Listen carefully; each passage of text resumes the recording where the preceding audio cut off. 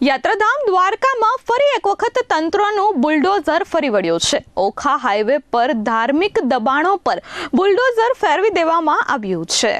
સ્થાનિક સ્વરાજ્યની ચૂંટણીઓ પૂર્ણ થતાં જ દ્વારકા પ્રશાસન ફરી એકવાર એક્શન મોડમાં આવી ગયું છે।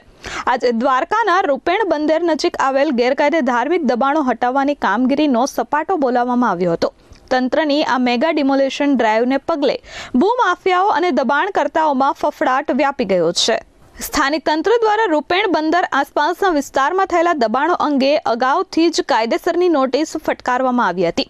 નોટિસની મુદ્દત પૂર્ણ થવા છતાં દબાણો દૂર ન થતા આખરે આજે વહીવટી તંત્ર દ્વારા જેસીબી અને બુલડોઝર સાથે કાર્યવાહી અમલમાં મૂકવામાં આવી હતી। ધાર્મિક દબાણો હટાવવાની આ કામગીરી હોવાથી કોઈ અનિચ્છનીય બનાવ ન બને તે માટે પૂરતો પોલીસ બંદોબસ્ત ગોઠવવામાં આવ્યો હતો। ચૂંટણીનો માહોલ શાંત થતાં જ શરૂ થયેલી આ દબાણ હટાવ ઝુંબેશને લઈ સ્થાનિક લોકોમાં ભારે ઉત્સુકતા જોવા મળી હતી। મોટી સંખ્યામાં લોકો આ કાર્યવાહી જોવા માટે ઉમટી પડ્યા હતા, પરંતુ પોલીસ દ્વારા તમામને દૂર રાખી શાંતિપૂર્ણ માહોલમાં કામગીરી કરાઈ હતી। પ્રશાસન ઉચ્ચ અધિકારીઓના જણાવ્યા અનુસાર હજુ આ વિસ્તારમાં અને દ્વારકાના અન્ય વિસ્તારોમાં ડિમોલેશન કામગીરી ચાલુ રહે તેવી પ્રબળ શક્યતા છે।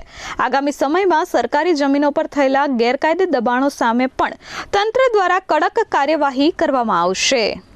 Bureau report S24 news, Surat.